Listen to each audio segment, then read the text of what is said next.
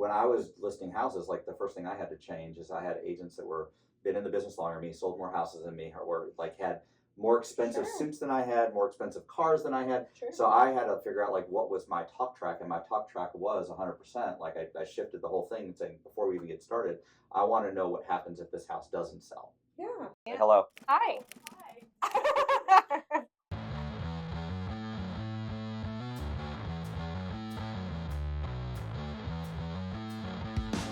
That the unique thing that we bring to the table that we should find a way to leverage is going to be like we can talk about really really high level industry stuff and what's going on in the industry, but we also can get down very granular as to like what's happening in actual transactions, because like actually next week when I go speak at the conference that I'm going to, it's interesting because the perspective that they want me to bring to the table is not the lawsuit, the NAR lawsuit. It's actually the ramifications at the ground level. And it's funny because as I was talking to everybody in our prep calls, the conversation was so interesting because they're like, we've never had someone come in and talk about like how is it actually being deployed at the local level. And so being able to talk about that, I think, is going to be a really interesting perspective for the audience. I was sitting in a group yesterday full of agents from different firms, and we were all talking about agents and a couple mortgage lenders, and we were all talking about objections. And one of the objections that was very common was the settlement. Another one was my current interest rate. Another one But this is objection agents that are getting objections from clients in the field. Right. That was that was their one of their objections that they're getting is they were saying, let's cover the NAR lawsuit, like objection. Like, what are you seeing? Clients actually asking that? Yeah. So a couple of the agents were like, well, we don't know. Like, are you seeing? One of the agents specifically said, are you seeing agents still write in 3% in their listing agreements? And I was like, it's interesting because I don't see it as often. I said more agents are using it as a negotiable item. Then another agent said, well, more and more listing agents are using it as a negotiating item to land the listing, to win the listing. Yeah, to win the listing. Okay, that's interesting. And then another agent said she goes in and she'll ask what they're paying, and I argued with her just a little and said, well, why are you asking what they're paying? Why not just assume that this is going to be negotiable? Take your client in to see the house, help them to understand how your compensation is paid, how it always should be, and let's walk in together and just understand that this is going to be negotiable. And she's like, even if they said 2.5, I was going to write in 3. I said, so then why did you waste your breath asking? It's valid. Right? So let's just for the sake of anybody that's watching this, dial it back. Like, what was the event you were at? Sure. Who was the audience? Sure. Like, what were you doing? Like, give us a little bit of that context, and then let's jump back into that the objection handling portion of what you were doing. So I was on a sales growth trip with Affinity Home Lending, and they took us to UWM in Pontiac, Michigan. Super amazing campus. Looks like Google. Feels like Google is like 9,000 employees, all at their desk. It's just super cool. Did they tell you that, or have you been to Google? And I just have seen Google on YouTube videos, and it feels like Google to me. I don't know. Like someone says, drives like a Porsche. You've ever driven a Porsche? No, but I assume this is what it drives like. On YouTube, okay? I don't know. It was just a super neat experience. And I heard from the leaders there, and we did just this massive immersion into wholesale mortgage and real estate and what that looks like. It was just very cool. So I sat in a room with about 50 agents from the Metro Atlanta area and probably about 15 loan officers from the Metro Atlanta area. And then they broke us out. All very productive. Awesome agents. And they broke us out into groups, and everybody comes from a different background and comes from just a little bit different level of experience, and obviously different firms. And so that was really neat. So the breakout sessions were more like mastermind sessions of like, okay, let's talk about objection handling. Right. And obviously rates is one of them. That's something that comes up all the time. You know, a consumer has a super low interest rate. Why would they sell now? Even if their house doesn't fit their needs anymore, why would they sell their low interest rate to buy something higher? So we talked about that objection. 2.5 for a 3 or for a 7. For a 7, right? And then we talked about the objection of like waiting out the market, which in my opinion is not an objection anymore. It's really the interest rate that's the biggest objection. and then the settlement.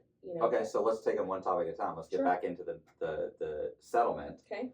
So I want to I want to pull this conversation apart. Okay. So because I want to understand so was there a topic set at the table, or was it just like, hey guys, what is an objection you're dealing with in the market? And this came up like, I have customers asking me about the NAR settlement.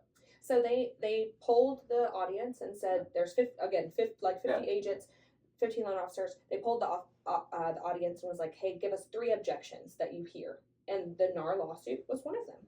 Wow, out of the 3, were they like ranking this as the really? It was number 3. This just blows me away that like you're in the industry and you think that like, does the public hear about this as much as like, the noise on my social media, the noise on my like feeds or anything, or my conversations I'm in I understand are very real estate focused, but then you think like, when you get outside of that, like how relevant is that conversation? So it's relevant. But I also bring it back to, do you think it's more of a consumer thought, or is it more in an agent's mind? Because when you walk into a listing appointment, are you immediately thinking, does this consumer know about the lawsuit? And how do I tackle this? And I think... Well, yeah, go. Well, no, keep going. I feel like that's where it is in an agent's mind, is like, I am terrified, so the lawsuit is definitely an objection. And maybe it's not technically an objection in any conversation, because the consumer is looking to you for direction and advice, but in your back of your mind, you're overthinking how you're walking into a listing appointment. Okay, so let's pull it apart. So when you walk into a listing appointment, Yep. right? So it's your top of mind, right? But as a listing agent, you're going into a competitive environment. Yep. Now, you don't always go into, like, for context for anybody that hasn't been on a listing appointment, I hope that everybody has been on listing appointments, but you're competing with other agents that aren't specifically in the room right now. So a lot of times what you do is you bring up things, right, that makes you shine outside the other 4 or 5 people that they've talked to or are going to talk to or already have talked to, right? So you can win the listing appointment, because you want to walk out with a signed listing agreement, right? Sure. That's so sometimes we bring up things that make us shine. Like, so sometimes we bring up like, let me tell you about this NAR lawsuit and show you how much I know about it. Or is it, let me talk about this NAR lawsuit because the commissions could be a competitive advantage. Right. Right. Like, so where do you feel like the conversation went? I feel like that was where it went. Which one though specifically? It could be a competitive advantage. I look smart or a competitive advantage? I think competitive advantage. Because there's a number in there. There's literally for me to go, all right, well, I'm going to list this thing at an industry average of 6% because I'm going to hold 3 and I'm going to give 3 away, or whatever the split, however you choose to do the split. Right. Or it is, I am dialed into everything going on in the industry. I look super smart. So you think it was the numbers game? I think so. It's so interesting. You know what, though, I also need to understand is, why are we not asking questions first before we assume? I think that's a huge deal, because we walk in with the assumption that they already kind of know what's going on, and they freak out, that they're going to freak out over the commission structure. And really, we're supposed to be the experts. So why not just go in, talk about the house, let them show us their baby, which is the house. Yeah. Talk about what they want to do, tell us their timeline. And then when we go to the paperwork side, we say, listen, I'm the expert. Let me walk you through this. We tell them how people get paid. We tell them that it's negotiable. But we don't let the fear of what could be lead our conversation. We do the conversation exactly how we've always done it, which is transparency, understanding, listening. All of those things are still relevant today, even after the lawsuit. Because of fear. Yeah. The reason why we don't do that is because of fear. Because of the fear of what someone said before. If I come in and I'm going to position the house at a 6% commission rate, I need to know if the other agent has already said I'll do it at 3. But that's when you ask questions. It's true. That's very true. I mean, look, like when I was listing houses, like the first thing I had to change is I had agents that were been in the business longer than me, sold more houses than me, or like had more expensive suits than I had, more expensive cars than I had. So I had to figure out like what was my talk track, and my talk track was 100%. Like I shifted the whole thing, saying before we even get started, I want to know what happens if this house doesn't sell. Yeah, it makes sense. Because, when I was selling in the early 2000s, like there were a lot of people that their path was foreclosure. Mhm. Like, so they were like, to have that conversation about like, if this house doesn't sell, we're going to have to foreclose. Yeah. That dials in the conversation about price, that dials in the conversation about marketing, that dials in the conversation about like all these different things. Is, we were on the same page, because if this house doesn't sell, this is not where you want to go, right? Yeah. So yeah, I used to always change it to where it was all about the consumer, right? Sure. But I think right now, I think in our industry, like there's a fear around the idea of like the commission model has changed. Yep. So like there is a very real fear in there that where you go in, unless if you, like if I told somebody, I say, hey, this is what I would list the house for, it'd be 6%, let's say, and this is what your net would be. If someone else just came in and gave them a net that was minus that 3% on the buy side, right, because they weren't going to put it in the listing agreement, there's a number difference, and the person could just say, well, I think we're going to hold off. Mm-hmm. You don't get the contract signed. You don't always know why they don't do That's it, correct. right? So I think there's a fear of like, I have to bring this up before someone else does. I have to lead with this. I have to, right? It doesn't always make it right, but I'm just saying like it needs to be part of the valid conversation of, because when you get to the net of the the net sheet on selling this house, it's very real when you're looking at the numbers are that far off. Sure.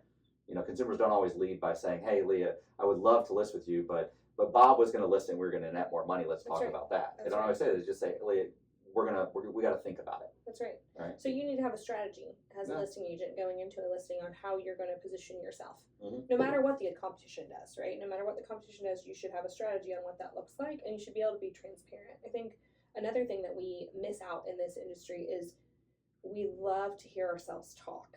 And I could be guilty of that, right? I could be guilty of that. But our job is to walk in and turn our listening ears on and listen to key things that will lead our conversation. So like get into an immersive listening objective when you're walking into any appointment. It could be an appointment with a friend. It could be an appointment with a potential buyer, a potential listing. I heard it said on a podcast recently, a leadership podcast, that was like, I treat every meeting as if I'm going to dinner with an old friend that I haven't met with in a long time. And I open up the conversation and I just listen, and I ask questions with why and how, instead of leading with, well, you heard the news the other day, isn't that horrible? Like instead of putting something out in the atmosphere that they feel like then they have to agree with you on, you just open the conversation. And I think that type of listening is where we're making some mistakes in the industry. That's interesting. I would say another tactic too that makes sense too, and I think that we're missing out on, is we build our listing appointments up to like the final close. Yeah. I need this one yes. And what we really need to do is we need to go through it in stages and have them participate with us as we go through it. So like we go through and we review the house and we say, hey, this is what we see as like give them some feedback on the house. And then close them on that. Do you agree with that? Do you align with that? Do you have any tweaks to that? Is there anything that I'm missing there? Right? Is there any more conversation we need to have? Because you should be closing them in every stage of the listing appointment versus building it all up for the big close at the end that I'm going to have the signature. Because what that allows you to do is allows you, are we aligned on the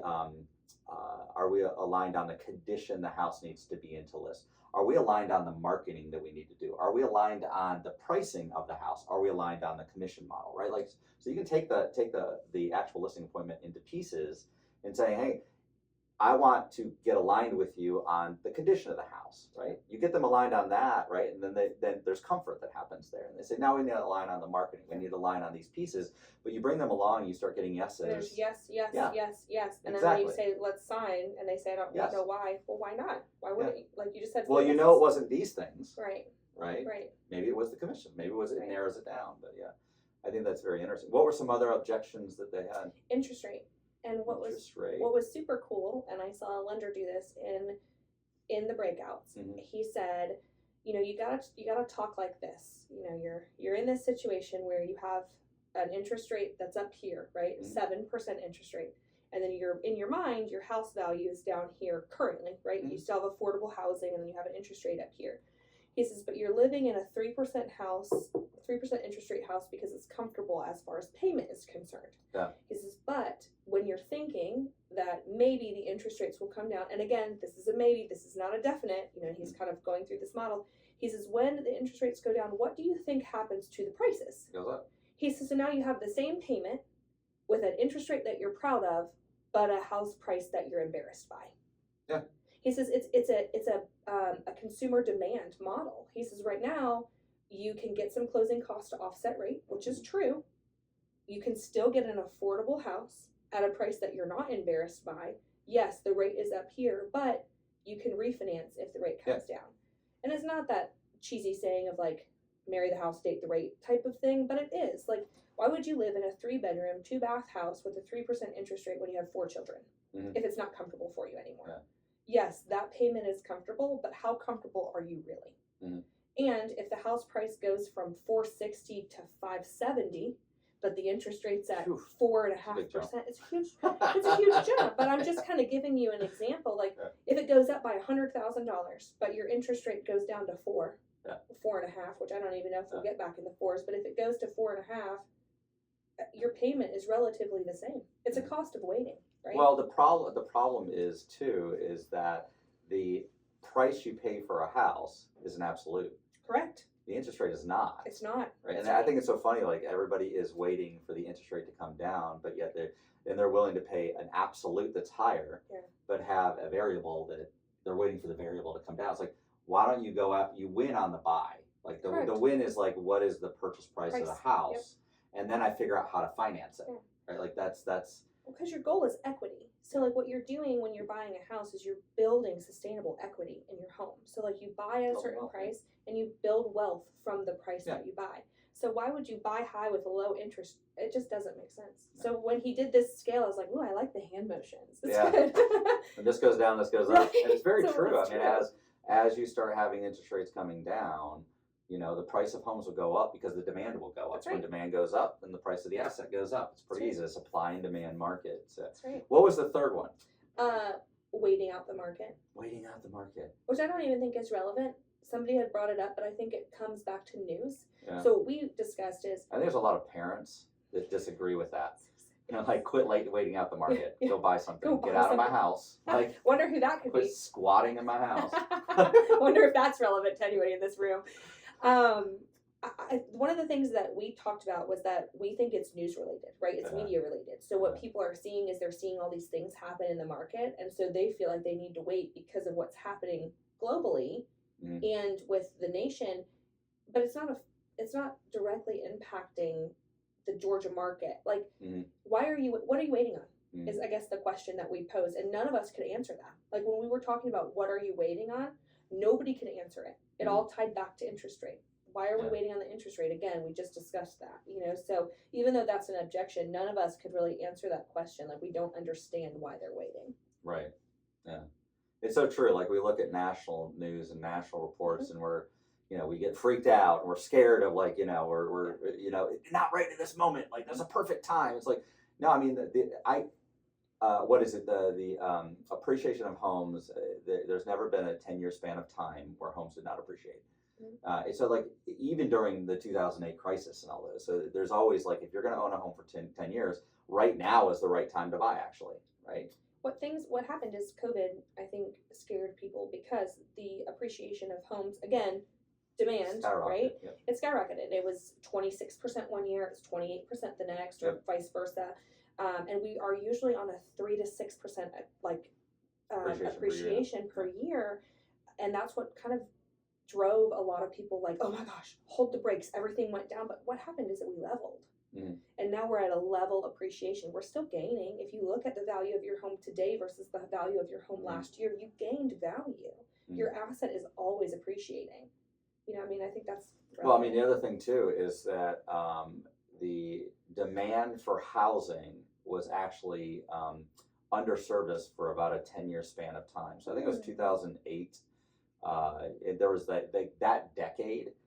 We underbuilt by 20 million homes, right? So like actually by underbuilding by 20 million homes, we have gotten behind the 8 ball to where we don't have enough housing right now for the population. So the population has outgrown. And there's just this demand that's built in that's going to stick there for a long time. So a lot of people that look at housing and they go, oh, it's gonna like lose value, or it's gonna drop really quickly, or you had a year that appreciated by 26% or whatever it is, right? Like it's got to recover, so it's going to stop appreciating, and that's not going to happen. Right? That's actually not going to happen because the population growth hasn't stopped. Right. The job market hasn't fallen apart. Right. Right. So like unless we have a huge recession, like it's going to keep on appreciating, it's going to keep on growing, and it's going to keep on having demand. It's like, so it is a great investment. I think it was 2023 or 2024 where they said that homeowners had a wealth of, it was like about $500,000 on average, and a renter had about $10,000. Yeah, I heard that. Something like that. It was pretty catastrophic numbers. So the reality is like different. owning a home is still the path to generational wealth building. Yep. And there's nothing that has outflanked it or has outpaced it. It is such a great investment. And you're right, there's just so many things going on nationally or worldwide that are like make people second guess. Like, oh, maybe I should wait until the tariffs or this or that or whatever. It's like, no, it's always a great time to buy. And matter of fact, to your point, is like the markets are so independent. So the market in Atlanta is such a healthy market for housing. And sometimes we compare it to San Francisco. I don't know why. It's like it's a really, really bad comparison. It's not the same. Don't look at what's going on in Manhattan. Look at what's going on in Atlanta. So there's some, connect with a local agent and they can give you some insights. That's right. But it's a great market. I think we should talk next time about infrastructure. Yeah. Because I think the infrastructure has not caught up to the housing market either. I think we're delayed in infrastructure too. We should talk about that. In Atlanta? You're saying there's construction on the roads all the time? Is that what you're saying? I'm also talking about school systems. Oh yeah. gosh. Yeah. We'll talk about that next time.